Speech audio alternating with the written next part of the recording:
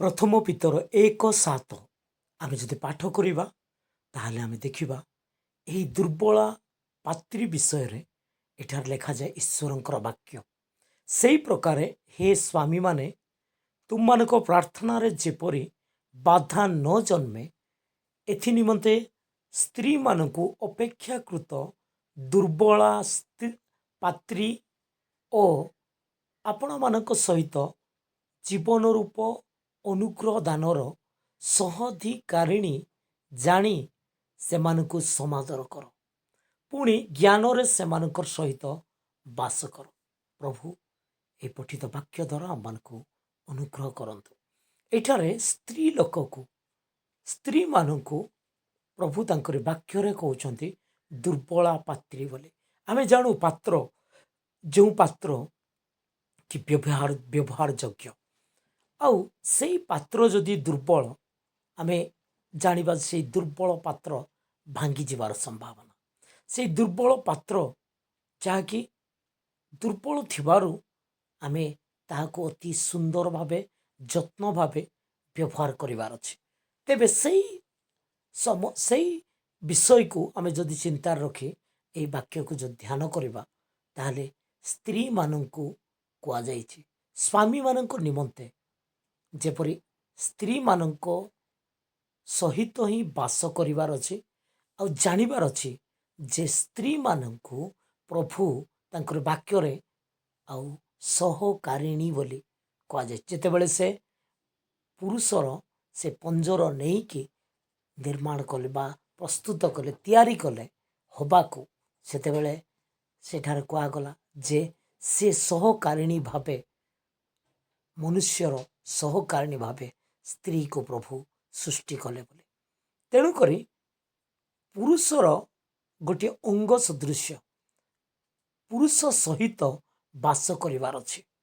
ଆଉ ସବୁବେଳେ ସ୍ୱାମୀମାନେ ଆପଣ ସ୍ତ୍ରୀମାନଙ୍କୁ ଦୁର୍ବଳ ପାତ୍ରୀ ସେମାନଙ୍କ ସହିତ ରହିବାର, ସେମାନଙ୍କୁ ସବୁ ପ୍ରକାର ଭାବେ କୋଅପରେଟ୍ କରିକି ସମାଦର କରି ଆଗକୁ ବଢ଼ିବା ପାଇଁ ପ୍ରଭୁ ଚେତନା ଦେଇଅଛନ୍ତି।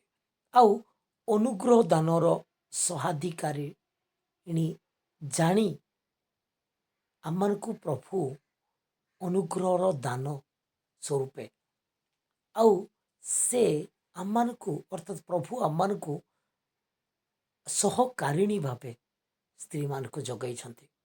ତେଣୁକରି ଆମମାନେ ସେଇମାନଙ୍କୁ ଦୁର୍ବଳା ପାତ୍ରୀ ଆମର ଆବଶ୍ୟକ ଅଛି, ସ୍ୱାମୀମାନଙ୍କର ଆବଶ୍ୟକ ଅଛି।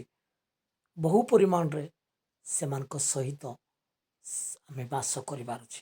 ସେମାନଙ୍କର ସମସ୍ତ ଚିନ୍ତାର ଭାର, ସେମାନଙ୍କର ସବୁ ବିଷୟ ପ୍ରତି ଯତ୍ନ ନେବାର ଅଛି। ଆମେ ପ୍ରଭୁଙ୍କର ବାକ୍ୟରେ ଜାଣୁ ଯେ ସ୍ୱାମୀ ଏବଂ ସ୍ତ୍ରୀର ସମ୍ପର୍କକୁ ମଣ୍ଡଳୀ ଏବଂ ପ୍ରଭୁ ଯୀଶୁ ଖ୍ରୀଷ୍ଟଙ୍କର ସହିତ ଏକ ସମ୍ପର୍କର ନିଗୁଢ଼ ବିଷୟ ବୋଲି କୁହାଯାଇଛି। ହଁ ପ୍ରିୟମାନେ, ଏହି ବିଷୟ ଆମେ ଜାଣିବାର ଅଛି। ସ୍ତ୍ରୀ ଏବଂ ସ୍ୱାମୀ ସେମାନଙ୍କୁ ପ୍ରଭୁ ଏକ ପରିବାର କରି ଗଠନ କରିଛନ୍ତି, ଏଭଳି ଏକ ସମ୍ପର୍କରେ ଆବଦ୍ଧ ହୋଇ ରହିବା ପାଇଁ ଯେ ମଣ୍ଡଳୀ ଅର୍ଥାତ୍ କନ୍ୟା ଯେପରି ବର ପ୍ରଭୁ ଯୀଶୁ ଖ୍ରୀଷ୍ଟଙ୍କର ସହିତ ଆଉ କି ପ୍ରକାର ଭାବେ ମିଳିତ ହୋଇକି ରହିବାର ଅଛି। ଆମମାନେ ସମସ୍ତେ ଖ୍ରୀଷ୍ଟଙ୍କର ଶରୀରର ଅଙ୍ଗ ପ୍ରତ୍ୟଙ୍ଗ। ଆମେ ସମସ୍ତେ କନ୍ୟା ଆଉ ଆମମାନଙ୍କର ବର ପ୍ରଭୁ ଯୀଶୁ ଖ୍ରୀଷ୍ଟ। ସେହି ପ୍ରକାର ଗୋଟେ ନିବିଡ଼ ସମ୍ପର୍କ ସ୍ୱାମୀ ଏବଂ ସ୍ତ୍ରୀର ସମ୍ପର୍କକୁ ମଣ୍ଡଳୀ ସହିତ ଖ୍ରୀଷ୍ଟଙ୍କର ସମ୍ପର୍କକୁ ପ୍ରଭୁ ତାଙ୍କର ବାକ୍ୟରେ କହିଅଛନ୍ତି।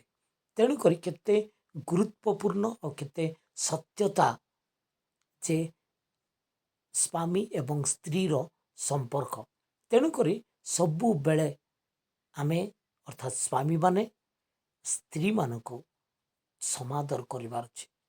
ସେମାନେ ଏକ ଦୁର୍ବଳ ପାତ୍ରୀ ବୋଲି ବା ଦୁର୍ବଳା ପାତ୍ରୀ ବୋଲି ଭାବି ତାପରେ ଆମେ ସେମାନଙ୍କୁ ଯେପରି ଏହି ପ୍ରକାର ଭାବେ ପ୍ରଭୁଙ୍କର ବାକ୍ୟର ସତ୍ୟତାରେ ଉତ୍ସାହ ଦେଇ ସମାଦର କରି ଆଗକୁ ଆମେ ପ୍ରଭୁଙ୍କର ଗୌରବ ନିମନ୍ତେ ପାରିବାରିକ ଜୀବନରେ ଆଗକୁ ବଢ଼ିବାର ଅଛି। ଏହି ଅଳ୍ପ ସମୟର ସତ୍ୟତା ଚିନ୍ତା ପାଇଁ ପ୍ରଭୁଙ୍କୁ ଧନ୍ୟବାଦ ଆପଣଙ୍କୁ ମାନଙ୍କୁ